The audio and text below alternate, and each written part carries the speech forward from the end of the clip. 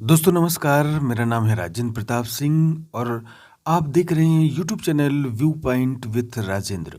प्रस्तुत है दैनिक रोजगार डायरी। वीडियो शुरू करने से पहले चैनल को सब्सक्राइब जरूर कर लीजिए क्योंकि यहाँ पर अपडेट रोजगार से संबंधित प्रतिदिन दी जा रही है।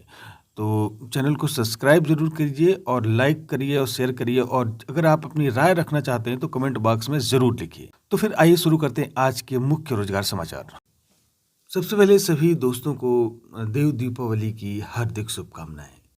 आईबी की तरफ से एक वैकेंसी आई है, IB assistant central intelligence officer grade 2 executive exam 2023। बड़ी शानदार वैकेंसी है। इसका फॉर्म जो है 25 नवंबर से शुरू हो गया है भरना, यानी एप्लीकेशन फॉर्म 25 नवंबर से शुरू हो गया है और इसकी लास्ट डेट है 15 दिसंबर। इसका एग्ज़ाम जो शेड्यूल है वो बाद में बताया जाएगा कि कब परीक्षा होगी। और इसमें मिनिमम एज 18 साल है, मैक्सिमम एज 27 साल है। इस भर्ती में टोटल जो पोस्ट है वो है 995 और जो योग्यता है, शैक्षिक योग्यता मांगी गई है वो बैचलर यानी कि बैचलर डिग्री यानी कि स्नातक मांगा गया है। किसी भी यूनिवर्सिटी से अगर आप स्नातक है तो आप इस वैकेंसी को भर सकते हैं। बहुत ही अच्छी वैकेंसी है, शानदार वैकेंसी। इसमें कैटेगरी वाइज जो है सीटों को दिया हुआ है। अनारक्षित पद हैं वो है 377, ईडब्ल्यूएस हैं 129, ओबीसी हैं 222, एससी हैं 134 और एसटी के लिए है 133। कुल 995 पद हैं। इसी प्रकार एक और वैकेंसी है आईडीबीआई बैंक से निकली हुई है, जिसमें कि जूनियर असिस्टेंट मैनेजर व एग्जीक्यूटिव के पद शामिल हैं और कुल 21 पदों पर ये भर्ती निकली है। इसकी आवेदन की अंतिम तिथि 6 दिसंबर है।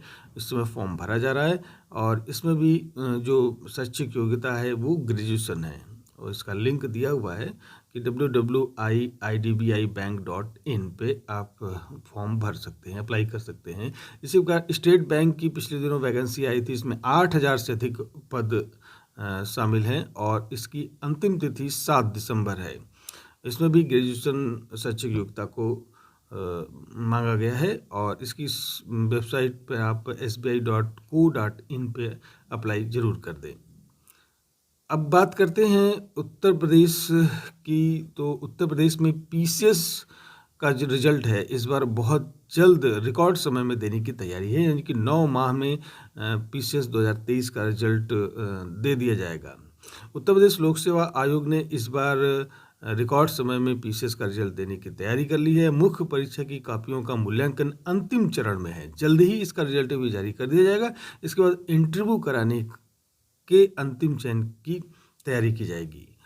आयोग ने पीसीएस 2022 का अंतिम चयन परिणाम 10 माह में जारी किया था, जबकि पीसीएस 2023 का अंतिम चयन परिणाम 9 माह में जारी करने की तैयारी है। मुख्य परीक्षा के पैटर्न में हुए बदलाव के कारण भी परिणाम रिकॉर्ड समय में जारी होने की संभावना है।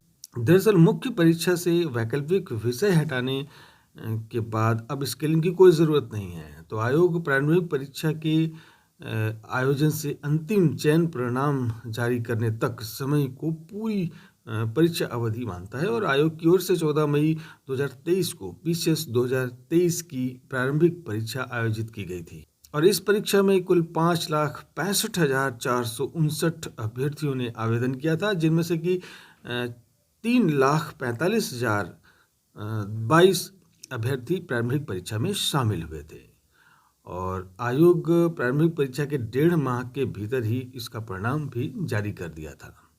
और मुख्य परीक्षा जो है 26 से 29 सितंबर तक आयोजित की गई थी और मुख्य परीक्षा के आयोजन को अब करीब 2 माह पूरे होने वाले हैं और आयोग के सूत्रों के मुताबिक मुख्य परीक्षा की कापियों का मूल्यांकन अंतिम दौर में चल रहा है, इसलिए परिणाम बहुत जल्द आने वाले हैं। समाचार पत्रों में खबर छपी है कि संविधान दिवस समारोह पर राष्ट्रपति ने डॉक्टर भीमराव अंबेडकर की प्रतिमा का अनावरण किया और न्यायिक सेवा आयोग गठन की वकालत की अपने भाषण में। उन्होंने कहा कि राष्ट्रपति द्रौपदी मुर्मू ने न्यायिक पालिका में प्रतिभाशाली युवाओं के चयन और उनकी प्रतिभा को निखारने के लिए अखिल भारतीय न्यायिक सेवा आयोग के गठन की वकालत की और सुप्रीम कोर्ट में आयोजित संविधान दिवस समारोह में राष्ट्रपति ने कहा कि न्याय तक सभी की पहुंच को सुगम बनाने के लिए पूरी न्यायिक प्रणाली को नागरिक केंद्रित बनाने की जरूरत है। उत्तर प्रदेश में शिक्षक भर्ती को लेकर अभ्यर्थियों में बहुत गुस्सा भरा हुआ है, क्योंकि कल समाचार पत्र में जो न्यूज़ छपी वो एकदम तीर की तरह चुभा। साल भर से 1.5 साल से इंतज़ार हो रहा है कि नया चयन आयोग बनेगा और नई शिक्षक भर्ती आएगी और जो पुरानी फॉर्म भरे हुए हैं उसका एग्ज़ाम होगा।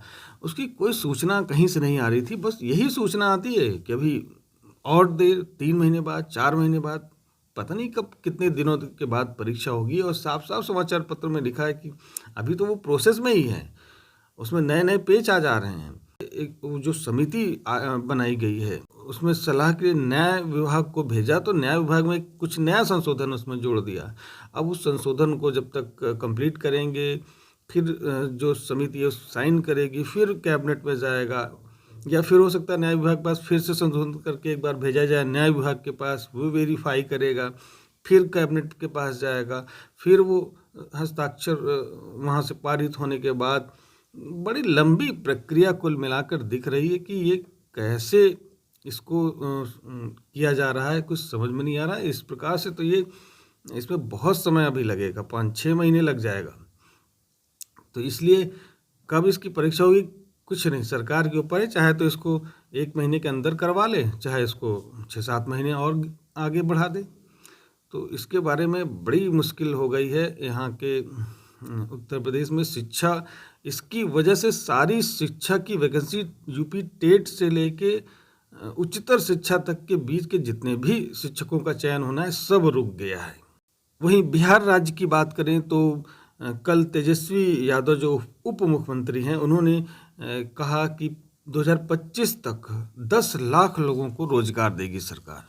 और लगातार वहाँ वैकेंसी दे रहे हैं। अभी 1.25 लाख लोगों को टीचर बनाया वहाँ पर, और फिर से वो भर्ती चल रही है। अग्नि प्रक्रिया भी भर्ती की चल ही रही है और अगस्त में भी बड़ी भर्ती आने की पूरी तैयारी कर रहे हैं।